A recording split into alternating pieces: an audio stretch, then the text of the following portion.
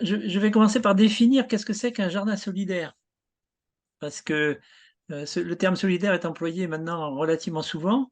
Donc pour moi, c'est un jardin maraîcher, donc le terme maraîcher est important, où des bénévoles et des personnes aidées par les associations caritatives produisent des légumes bio de base. Dans le terme de base, on ne produit pas tous les légumes, mais la tendance, ça serait d'augmenter la diversité des légumes, mais je ne pense pas que ce soit une bonne chose. C'est vraiment les légumes de base qui servent tous les jours à destination des associations d'aide alimentaire. Tout le monde est donc bénévole au jardin et repart avec un panier de légumes. Voilà, donc c'est aussi important. Et le panier de légumes, c'est d'autant plus important que quand on me demande combien il y a de bénéficiaires au jardin, je suis incapable de le dire parce qu'il y a des gens qui ont des petites retraites et pour qui, je vois bien, le panier de légumes est très très important. Voilà, alors nous avons démarré donc en 2019. Donc on a pratiquement fait 5 saisons de production maintenant. Donc en 2019, donc il y a le premier jardin qui s'est ouvert. Ça a été très difficile parce qu'il y avait un bénéficiaire qui venait et un bénévole. Donc on était 3 à faire la production.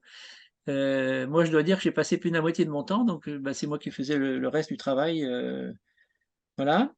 2020, donc exactement à l'arrivée du Covid, les gens sont venus au jardin, tout simplement parce que il y avait possibilité de venir au jardin. Donc les personnes qui venaient avaient un laissez-passer par le Secours populaire. Donc ça a été et donc il y a eu aussi des bénéficiaires qui sont venus et puis donc on devait être une douzaine de personnes, ce qui a été relativement abondant et ce qui fait qu'au mois de juin, le jardin était plein. Donc j'ai demandé à une maraîchère si elle pouvait nous prêter un autre jardin, ce qu'elle a fait. Donc voilà, ce qui a permis donc d'avoir un deuxième jardin en 2020.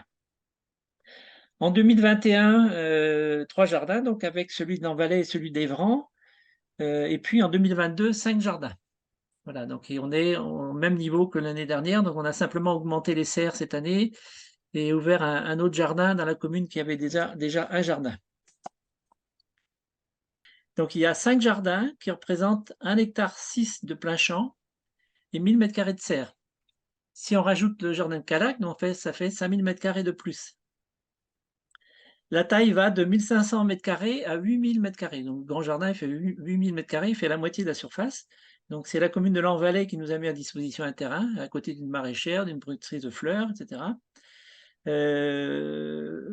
Voilà, donc alors la production, donc il y a 2 ans, on a produit, enfin oui, il y a 2 ans, on a produit 14 tonnes.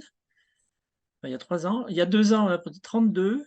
L'année dernière, 15 à cause de la sécheresse, parce qu'on n'avait pas encore l'installation d'irrigation bien en place. Ça a été en place au mois d'août, donc juste après le moment où il aurait fallu. Et puis, donc cette année, on espère entre 35 et 40 tonnes. Donc ça se présente bien grâce aux pluies qu'on a eues en juillet, août et septembre. Donc tout va bien. Les jardins sont beaux, sont pleins, enfin tout va bien. Donc tout ça, c'est fait par une centaine de bénévoles. Donc on a un listing de à peu près 120 personnes. Et chaque semaine, donc il y a 65 personnes, une demi-journée par semaine, dans un jardin. Évidemment, c'est le mercredi qui est le plus occupé. Donc il y a 2 jardins le mercredi matin, les 2 plus gros jardins, et donc un autre jardin l'après-midi. Voilà. Sinon, il y en a un le mardi, un autre le jeudi. Alors, grosso modo, il y a alors une demi-journée, ça représente de 2 à 3 heures, donc selon les jardins. Il y en a qui commencent à 8h30, d'autres à 9h30, en fonction des contraintes de transport. C'est pas toujours simple. Et ça finit donc autour de midi. Grosso modo, sur les 65 personnes, il y a à peu près 40% de bénéficiaires de l'aide alimentaire. C'est pas négligeable. Et l'autre moitié, donc, c'est des bénévoles du pays, dont beaucoup de retraités et de plus en plus de personnes qui ont des petites retraites. Et on voit bien que pour eux, c'est vraiment très important. Tout ça, ça représente plus de 6000 heures de bénévolat en 2024. Voilà, donc c'est l'équivalent de presque 4 plein temps.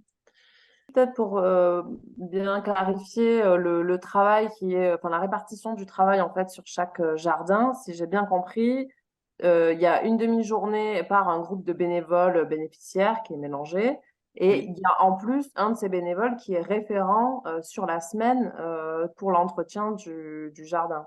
oui. C'est Qui, ça? qui est, qui est responsable, c'est-à-dire qui veille à ce que tout soit fait à temps.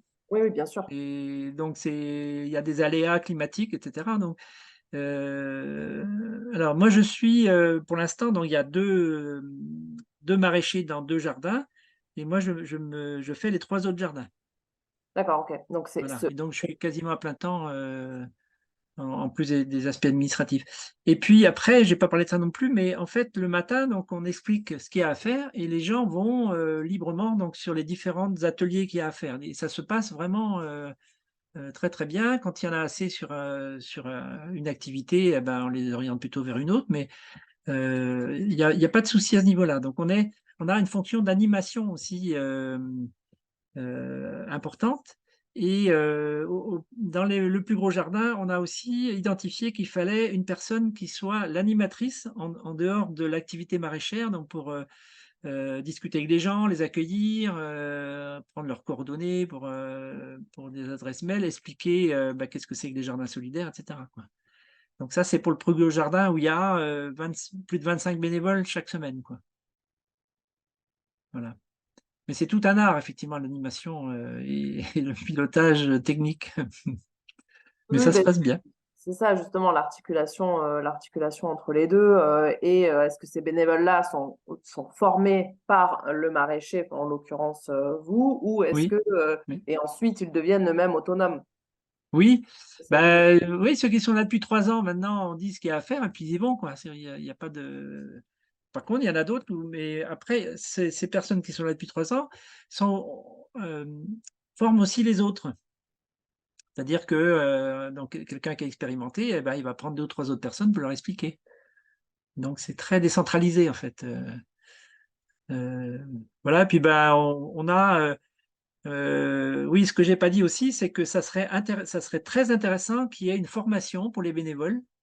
Euh, donc, pas forcément payant, enfin non, pas payante, mais moi, si j'avais le temps, je remettrais bien à la formation, c'est-à-dire organiser pendant l'hiver des journées de formation par thème, quoi. Parce qu'ils sont très demandeurs et il y a beaucoup de gens qui sont très demandeurs et qui nous posent plein de questions sur la permaculture, sur plein de choses. Qu'est-ce que c'est qu'un sol vivant? Enfin, tout ce qu'on peut retrouver comme littérature quand on va sur Internet et qu'on regarde des vidéos de jardinage. Ce qu'on peut, pour caractériser aussi donc les jardins, donc il n'y a pas d'hierarchie dans le jardin, on est tous à égalité. Donc du coup, l'ambiance est légère, joyeuse, bienveillante, aidante. Et donc où est-ce que je suis? Et donc les personnes, alors j'ai souligné ça, les personnes se sentent utiles, c'est-à-dire que c'est une activité où les personnes retrouvent une activité sociale, que ce soit leurs retraités d'ailleurs ou les bénéficiaires. Euh, alors, ce qu'on vise aussi, c'est l'autonomie maximum de chaque jardin. Ça, c'est très important aussi, c'est-à-dire que maintenant, il y a des jardins qui fonctionnent depuis, enfin, le premier, ça fait 5 ans, mais il y a des jardins qui fonctionnent depuis 3 ans. Et donc, il y a un maraîcher professionnel en retraite donc pour le jardin le plus important, qui est là depuis 2 ans. Donc, il s'occupe totalement de ce jardin-là. Et puis, un autre jardin, donc c'est aussi un ancien ouvrier de serre qui s'occupe aussi du jardin. Et autrement, donc moi, je m'occupe des trois autres jardins. Les 2 tiers de la production vont au Secours populaire, donc qui est le partenaire historique, hein. On travaille avec eux depuis le début et même avant, on avait une expérience encore. Euh, voilà, donc Secours populaire, il y a 2 ans, c'était 20 tonnes. Ensuite, donc, il y a 2 CCAS, donc centre communal ou cantonal, et puis donc une épicerie solidaire depuis l'année dernière, donc dans une commune. Voilà, l'épicerie solidaire, donc, c'est à peu près 400 personnes aidées. Le Secours populaire, c'est 1100 personnes inscrites. Et donc, on était à 600 avant le Covid. Ça a presque doublé. Cette année, on aura sans doute un budget de 30 000 euros contre 20 000 l'année dernière et 6 000 l'année d'avant. Alors, le budget, c'est stratégique pour nous, c'est-à-dire qu'on n'a enfin, on n'a presque pas de certitude qu'on aura un financement l'année d'après. Alors, ce qui fonctionne, c'est Dinan Agglomération, donc ils nous donnent 5 000 euros aujourd'hui. Et puis, les communes, donc y compris la commune de Dinan, on n'a pas de jardin, donc ça représente aussi à peu près 5 000 euros. Voilà. Et l'autre aide, c'est le Secours populaire, donc qui nous finance 2 500 € par an. Voilà, donc on a un petit 10 000. Cette année, donc ça a été le jackpot. Donc il y a la Fondation du Crédit Agricole qui va nous donner 8 000 € du département des Côtes-d'Armor, et puis également donc la Massif qui va nous donner 10 000 €. Voilà, ce qui fait qu'on a de quoi voir venir au moins jusqu'au début de l'année prochaine et plus. Autre chose, donc on a bénéficié de 3 plans de relance des jardins donc l'année dernière en fait, hein, donc ce qui nous a apporté 32 500 € pour les 3 jardins concernés, ce qui nous a permis de monter des serres, d'avoir de l'irrigation et puis d'acquérir un certain nombre de matériel, notamment des houes maraîchères et de matériel comme celui-là. Aujourd'hui, donc, il y a l'irrigation dans les 2 plus grands jardins, et c'est très important. On a bien vu l'année dernière, on ne l'avait pas, donc la production a chuté de presque 60%. Dans les autres jardins, par contre, ça pose problème parce que c'est juste des cuves de 1000 litres de récupération, et donc ce n'est pas suffisant en cas de sécheresse à nouveau. Donc nous, jardin associatif, on a besoin d'équipement aujourd'hui. Donc j'ai parlé tout à l'heure d'un gros motoculteur neuf. Il faudrait qu'on ait un minibus parce que là, ce sont d'autres bénévoles qui font le transport jusqu'au jardin.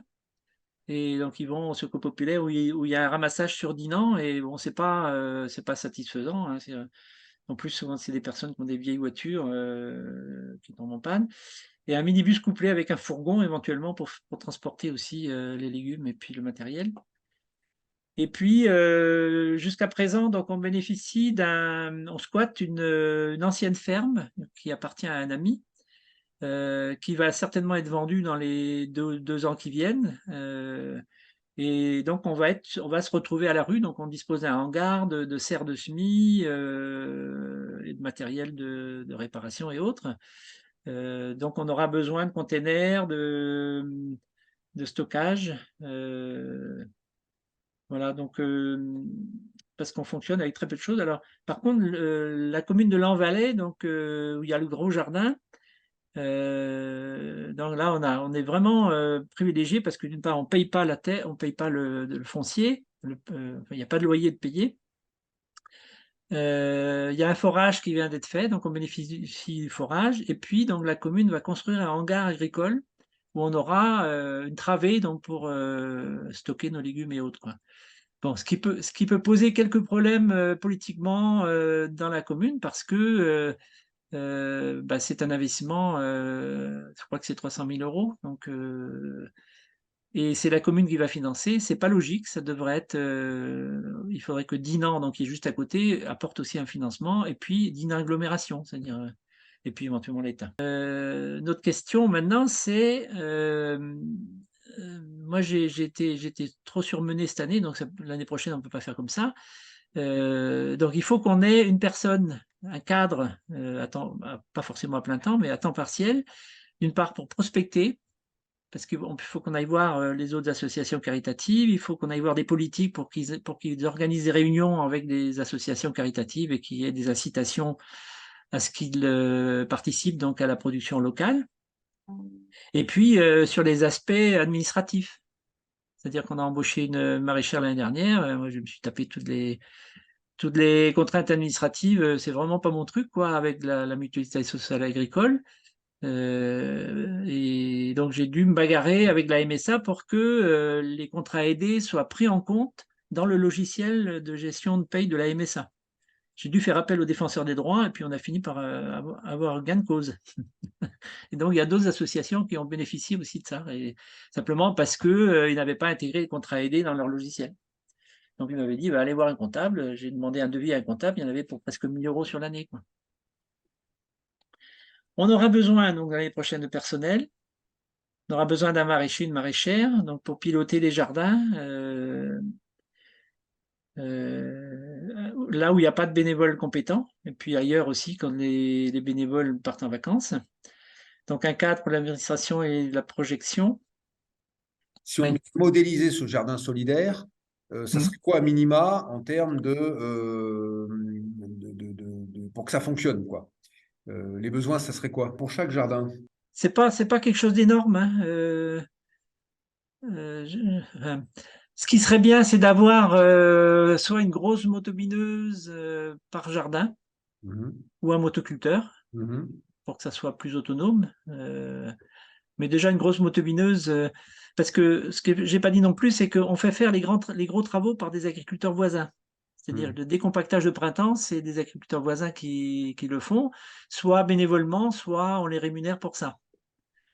Et puis un autre décompactage éventuellement en fin d'été avant de semer les engrais verts. Donc voilà, on est vraiment inséré localement et c'est pas un souci pour trouver des agriculteurs. Ils ont tout l'équipement, donc ça leur prend pas. C'est pas un problème pour eux d'avoir un demi-hectare de plus à travailler, quoi. Euh, Moi, je sais pas s'il y avait 10 000 € par jardin, ça serait l'abondance, quoi. Ouais. Voilà, hein, à la Sous louche. réserve de ce que tu dis, c'est-à-dire l'activation d'une réserve foncière, sa viabilité en eau et en électricité Oui, éventuellement, et oui, puis ce que tu dis, la question humaine, de la compétence. oui, oui, Voilà. oui, Après, oui. voilà. L'électricité, c'est pas indispensable. Après, bon, si on peut avoir des panneaux solaires, des choses comme ça pour avoir un minimum d'électricité, mais les jardins, donc, en gros, ça ne fonctionne qu'une demi-journée par semaine, quoi. Et le reste du temps, c'est une personne ou deux, donc il n'y a pas forcément besoin de gros équipements. Après, pour le stockage, on aurait pu aussi, on aurait pu se tourner aussi vers les structures d'aide alimentaire, hein. C'est-à-dire qu'ils peuvent stocker aussi dans certains endroits, en tout cas. Là, il y a une liaison à faire.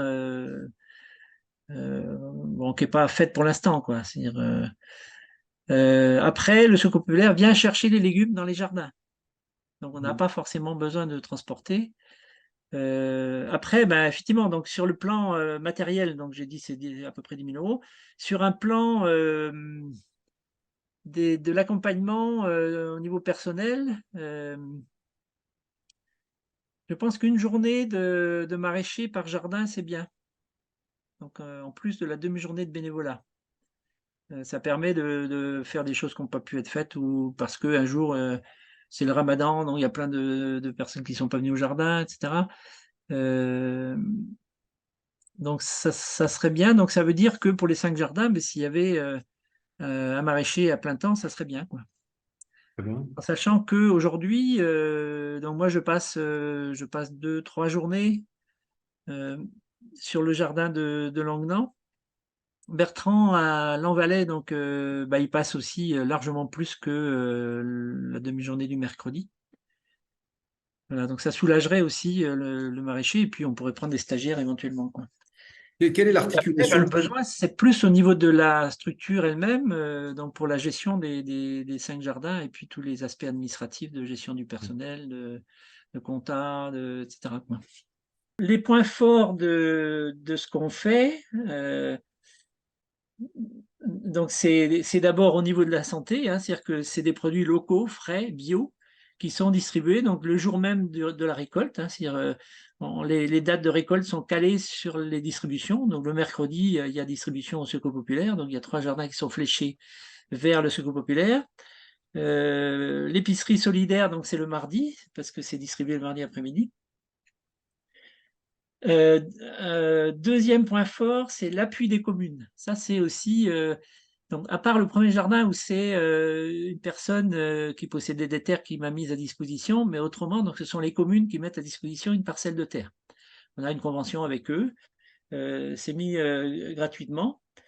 Donc la commune met la terre à disposition, apporte une subvention et aussi donc parle de nous dans le bulletin municipal et donc fait de la pub pour ce qu'on fait, donc et fait appel à des bénévoles. Donc et donc on a forcément l'appui des maires et des conseillers municipaux. Autre point fort, on est sur un système maraîcher simple, c'est-à-dire que l'assolement en rotation, c'est quelque chose de très simple, ce qui fait que, par exemple, le jardin de Calac, donc c'est un ancien éleveur qui faisait un grand jardin chez lui, donc qui a pris les choses en main. On a simplement été une demi-journée parler de plans de culture, du matériel qu'il fallait, et puis le jardin de Calac a démarré donc de manière autonome. Voilà, et puis on va une fois par an les voir, donc c'est un jardin qui fonctionne très très bien. C'est aussi pour dire que c'est possible.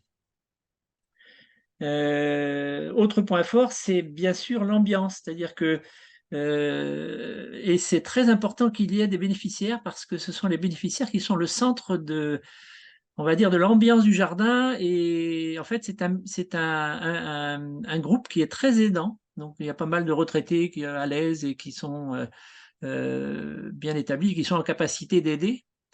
Et on voit, nous, des bénéficiaires donc, qui redressent la tête et qui sont vraiment, qui s'épanouissent, quoi. Euh, voilà. Et donc, ça compense aussi le côté, comment on va dire ça, dépendant par rapport à l'aide alimentaire. Donc, il y a d'une part la structure qui donne et puis l'autre bout, la personne qui reçoit. Donc, ça permet un équilibre, c'est-à-dire que les gens qui viennent sont aussi dans le don et ça change tout. Euh, alors après, donc, autre point fort, c'est que en fait, les 100 personnes qui viennent au jardin, certaines viennent déjà depuis 3 ans. Donc il y a un aspect formation hein, qui n'est pas formalisé. La première année, on avait formalisé un petit peu, mais depuis, on ne formalise pas. Simplement, donc, au jardin, on fait un tour de culture, on explique les choses en début de matinée.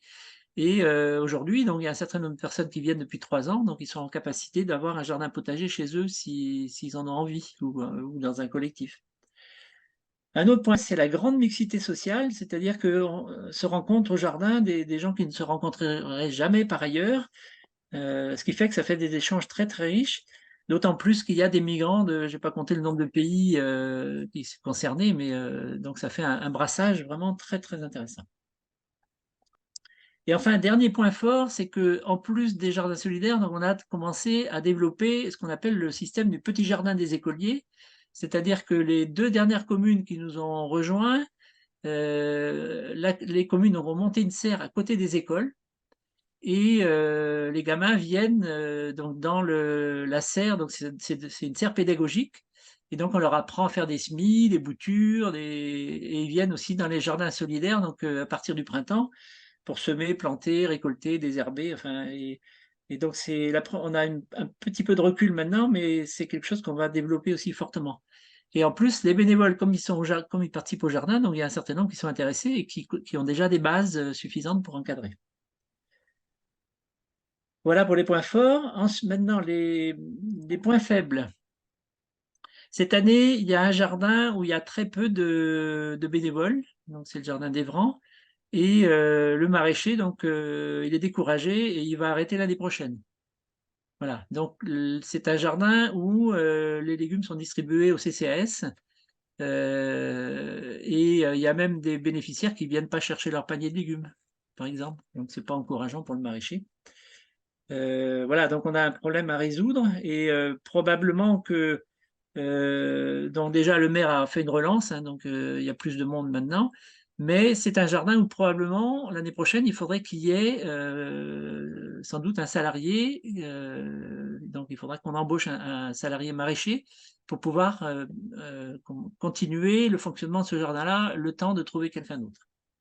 C'est vraiment, on est dans le cœur de la difficulté qu'on rencontre, nous, c'est que c'est pas évident pour les associations caritatives d'inciter leurs bénéficiaires à participer à une activité dans les jardins. Et c'est pour ça que la première année, on a failli arrêter parce qu'il n'y avait qu'un bénéficiaire et donc c'était pas suffisant. Donc on a tout le temps besoin de relancer en fait des associations d'aide alimentaire pour qu'ils incitent les bénéficiaires à venir au jardin. Et c'est pas ils ne le font pas systématiquement. Oralement, c'est une évidence, mais concrètement, il n'y a pas toujours une dynamique de sortie ou d'incitation à venir dans les jardins.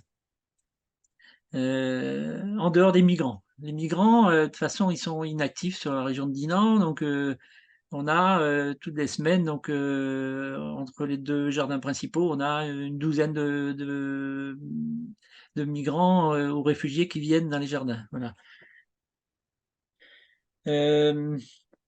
Alors, autre point faible, il n'y a pas d'irrigation dans 2 jardins, donc cette année, bon, on n'a pas eu besoin, mais donc les communes n'ont pas forcément conscience de la quantité d'eau qu'il faut pour du maraîchage. C'est-à-dire que pour du jardinage, une cuve de 1000 litres ou 2, ça, dans mon jardin, moi j'ai 2 cuves de 1000 litres, donc ça le fait, quoi. Mais à partir d'une serre de 100 mètres carrés déjà, donc c'est pas suffisant. Autre point faible, moi je travaille avec mon motoculteur depuis le début. c'est un gros motoculteur qui est très vieux. Et donc, je ne peux pas le mettre dans les mains de quelqu'un d'autre parce qu'il n'est pas en norme de sécurité. Voilà, donc on aura besoin d'équipements. Et motoculteur, ça correspond bien à la taille des jardins que l'on a.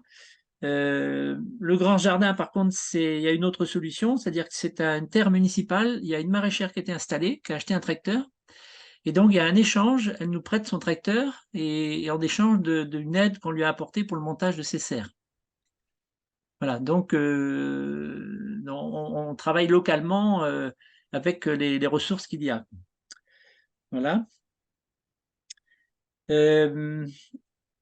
Autre point faible que j'ai pu constater, moi, c'est qu'il n'y a pas de concertation entre les associations d'aide alimentaire.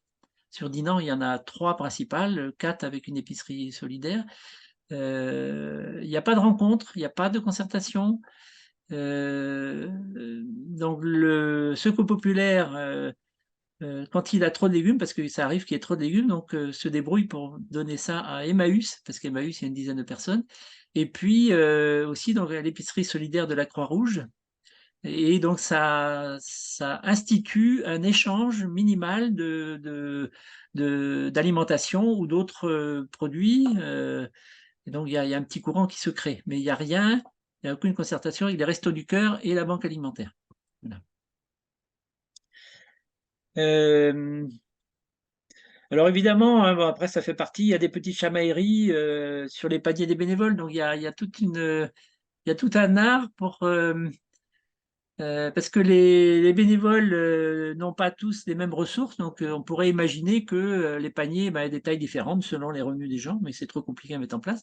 Donc maintenant, dans la plupart des jardins, il y a une personne ou deux qui sont chargées de constituer les paniers pour les bénévoles.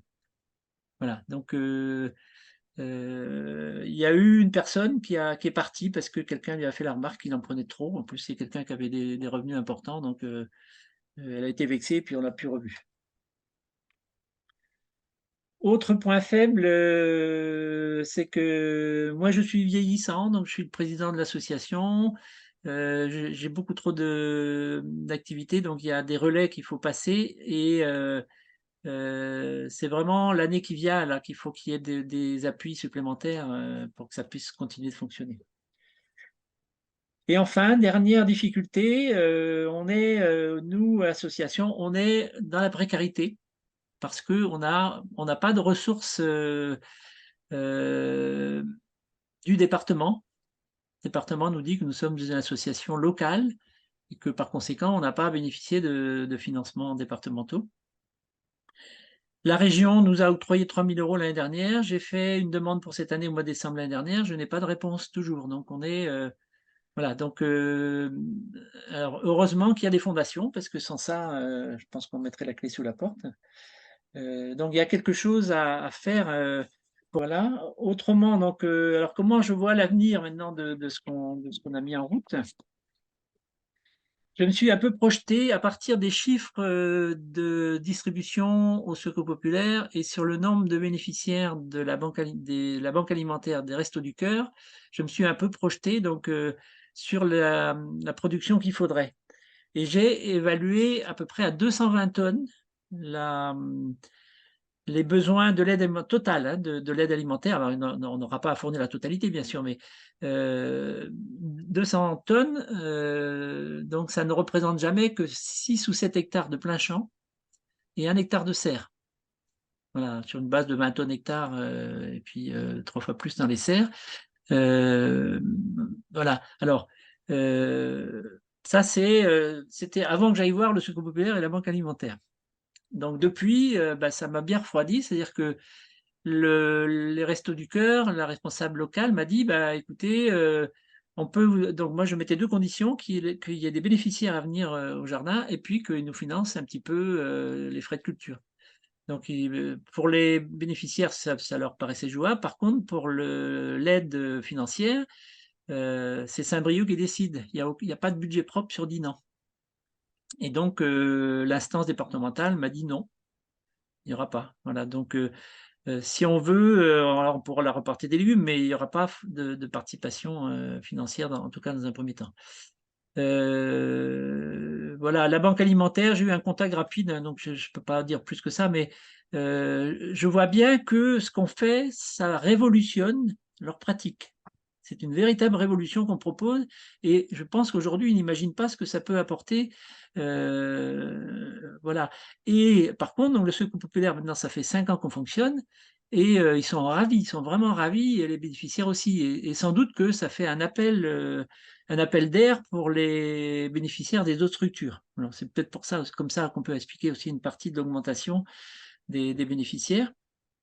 Mais en tout cas, on voit bien qu'il y a des périodes, il n'y a pas du tout de légumes dans les grandes surfaces. Enfin, et puis en plus, la qualité de ce qui est récupéré dans les grandes surfaces, c'est pas du tout correct. Enfin, il y a un tri important à faire. Enfin, du coup, puis c'est voilà. Donc moi, je suis de plus en plus convaincu que ce qu'on fait est fondamental, c'est-à-dire apporter des légumes frais, locaux, bio à une population qui n'a pas les moyens d'en acheter. Voilà, c'est vraiment la base. Et avec donc des bénévoles, c'est donc après, bah, l'autre question, hein, je viens d'en parler, mais comment faire coopérer les trois grandes associations d'aide alimentaire sur Dinan? Et ça se pose au niveau national aussi. Il y a un fonctionnement très descendant du national vers le local. Par exemple, moi, ce que je peux voir à l'épicerie solidaire de Bossé-sur-Mer, donc l'épicerie est livrée le mardi matin, mais ils n'ont aucune idée de ce qu'il y a dans le camion. Et la distribution se fait l'après-midi. Comment faire pour que ça soit plus un fonctionnement descendant de Paris et que ça soit au contraire donc quelque chose qui vient du terrain et qui est autonome localement. C'est vraiment la question, et bon, c'est ça qu'on expérimente depuis 5 ans, et puis bah, je trouve que ça fonctionne plutôt bien, quoi. Moi, je trouve que l'idée de notre président Macron d'inciter les bénéficiaires du RSA à avoir une activité, pas forcément salarié, ça peut être bénévole, enfin, peu importe, mais je trouve que c'est une bonne chose parce que moi, ce que je peux voir dans les personnes au RSA que j'ai pu contacter, c'est que il y a une démotivation profonde qui date de nombreuses années et pour sortir de ça, il faudra beaucoup de temps et des personnes qui sont au RSA depuis 10, 15 ans. Il y a une coupure profonde des réalités du travail d'aujourd'hui, enfin du travail, et c'est vraiment très très problématique. Donc le palier qu'on peut proposer pour ces personnes-là, donc une demi-journée par semaine, c'est pas la mer à boire. Ça permet de retrouver des bases liées au travail, c'est-à-dire se lever, arriver à l'heure pour être transporté au jardin, etc. Euh, et je pense que les jardins solidaires donc, sont une bonne formule pour sortir et éventuellement pour ensuite rentrer dans un jardin de cocagne ou quelque chose comme ça. Voilà, moi je suis assez content que ça vienne. Je crois que ça va être voté prochainement là. Voilà. C'est un vrai sujet. Oui. Il est hors de question, pour nous en tout cas, d'imaginer des personnes en situation de précarité, de leur dire bah, maintenant, pour bien manger, vous allez être obligé de produire vous-même vos légumes. Enfin, Oui. ça, ce n'est pas possible. Non, je suis d'accord. Voilà, donc, mais par contre, on voit bien, nous, l'intérêt de le faire, de produire ces légumes. Voilà. Donc, comment gérer là, cette question de l'engagement des personnes comment les associations de solidarité que tu as citées proposent cette activité aux bénévoles quels sont les arguments qu'elles ont est-ce que c'est une visite pour voir? Est-ce que c'est. Enfin, comment vous arrivez à les engager dans le projet? Euh, les associations caritatives incitent à venir une fois. Et après, c'est fonction de l'ambiance qu'il y aura, selon l'accueil qu'il y aura, le respect qu'on accorde aux personnes. Donc, je pense que c'est ça qui fait que ça bascule dans le bon sens, quoi. C'est des choses simples, hein, mais il n'empêche, euh, et puis c'est aussi valoriser ce travail-là, quoi. C'est-à-dire, c'est à partir du moment où ils produisent et puis donc quand ils repartent avec leur panier, ben, ils sont tout contents, quoi. Ouais. Donc c'est pas enfin, faut surtout pas aller vers la contrainte, quoi. Donc, la mesure que Macron met en place l'activité pour les gens au RSA, il faut que ça soit vraiment mis en place de manière très, très douce, quoi. Enfin, la contrainte ne marchera certainement pas, quoi. Mais C'est la première fois que j'entends cette proposition que tu fais et qui, à mon avis, sur la question d'offrir cette surface, là, cette activité au RSA volontaire, pour la première fois, pour moi, ça fait sens, quoi, parce que effectivement, orienter des personnes en RSA volontaire bénéficiaires de l'aide alimentaire vers ce projet-là, c'est pas c'est pas les obliger à faire quelque chose pour faire quelque chose. C'est pas stigmatisant, c'est bien leur offrir Oui. quelque chose. Oui. Et voilà. Et ça, je trouve que ça change complètement la donne, en fait. Et ça serait un argument de fond à Oui. avoir sur ce projet-là à l'échelle nationale, que ce Oui. volontariat porte sur l'amélioration de la qualité de vie des personnes Oui. directement. Voilà. Oui. Et on est, moi je trouve qu'on fonctionne. Enfin, moi j'ai été marqué par territoire zéro chômeur de longue durée, donc me suis beaucoup informé là-dessus. Et là aussi, on part des besoins des personnes et des compétences des personnes. Et donc ça change complètement la donne par rapport à un travail où tu as un cadre qui est fixé, et ben faut que tu rentres dans le cadre, point barre, quoi. Donc c'est ça qui est, ouais, c'est ça qui est fondamental à mon avis, quoi. Et moi, je vois bien les gens qui viennent, qui ont été des fois mal reçus par une association d'aide alimentaire. Euh, donc à Bossé-sur-Mer, donc c'est le dernier jardin où où moi je suis allé donc présenter donc aux bénéficiaires. Je suis passé 2 heures un mardi après-midi pour expliquer donc ce qu'on faisait dans le jardin solidaire où les légumes seraient destinés à eux. Et puis, il y a une personne qui est venue, il y a une autre personne qui est venue, et puis il a parlé à d'autres, et donc c'est le bouche à oreille après qui a fonctionné.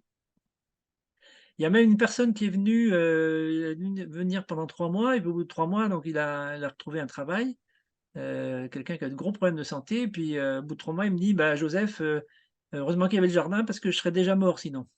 Elle me dit, ah bon? Voilà, puis je vois bien d'autres personnes oui, qui était, alors c'est pas forcément volontaire, mais dans les associations caritatives, il y a d'un côté les bénévoles et de l'autre côté les bénéficiaires et quelquefois on manque de tact ou de diplomatie et on blesse les gens aidés parce que les gens aidés ne donnent rien en échange et donc c'est pas un échange équilibré et je vois ces personnes-là maintenant quand elles viennent au jardin et puis qu'elles vont ensuite dans la structure d'aide alimentaire, donc elles sont toutes fières de mettre en valeur les légumes qu'ils apportent, quoi. Voilà, donc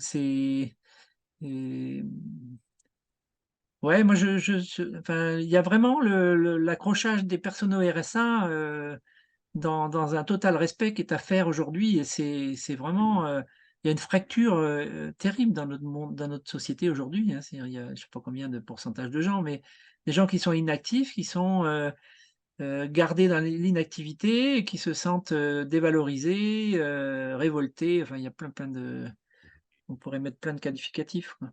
Ce que tu disais tout à l'heure sur ce témoignage de la personne qui a dit « je serais déjà mort », Ouais. ça me fait penser à cette phrase du ministre de l'Agriculture de Roosevelt, puisque j'ai fait quelques recherches là, sur ces sujets-là, qui avait mis en place un grand programme de jardins de secours, d'autoproduction de légumes, Ouais. en 1933, au moment de la Grande Dépression américaine. Mhm. Et ils ont... donc, c'est un schéma d'action publique que je te livre là. Il avait dit d'ailleurs, et c'est pour ça que je rebondis, il avait dit si vous faites du maraîchage ou si vous produisez comme ça, vous n'aurez pas envie de mourir parce que vous voudrez toujours savoir ce que la saison prochaine vous réserve. Et cette phrase est forte. Elle montre que un grand programme d'action publique de jardin nourricier vise autant l'alimentation que la psychologie des gens Oui. et la possibilité de leur redonner un moteur d'existence à travers cette activité. En quelques mots, ils avaient, il faut que je refasse encore des précisions sur le programme, mais ils avaient d'abord construit une sorte de work garden, c'est-à-dire de jardin qui avait pour objectif d'employer des gens, donc des encadrants techniques, des Mhm. jardiniers, pour faire exister ces jardins. Donc c'est d'abord un programme d'emploi public qui a été financé dans la Grande Dépression américaine, pour, comme tous les autres emplois publics, hein, du bâtiment, etc., enfin des grands projets de Roosevelt, hein, Mhm. des infrastructures. Et ben là, il y en avait un avec une administration dédiée au ministère de l'Agriculture, hein, sur ces jardins de secours, qui a commencé par un programme de formation et de création d'emplois d'encadrant, grosso modo. Mhm. Les work gardens qui sont devenus ensuite des relief gardens, c'est-à-dire des jardins de secours, ouverts à toute personne qui souhaitait y participer dans le pays et d'ailleurs qui, au départ, en y participant, étaient rémunérés. Étaient D'accord. rémunérés aussi. Donc, c'était là aussi un engagement qui était reconnu et financé dans ce moment-là pour lancer ces jardins de secours qui ont essaimé partout aux États-Unis, qui a été financé à hauteur de 3 milliards de dollars dans la période en monnaie, enfin en dollars de l'époque, hein. Donc, ce qui, à mon avis, est colossal et qui a dû financer des intrants, des machines, etc. Voilà.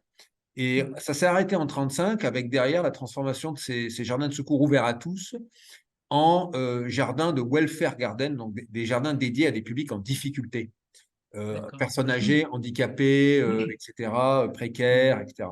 Donc on voit comment cette action a voulu mobiliser toute la société américaine comme action d'emploi spécifique sur le nourricier, ouverture citoyenne à tous en mixité sociale pour ensuite être spécialisé dans des jardins de bienfaisance. Mhm.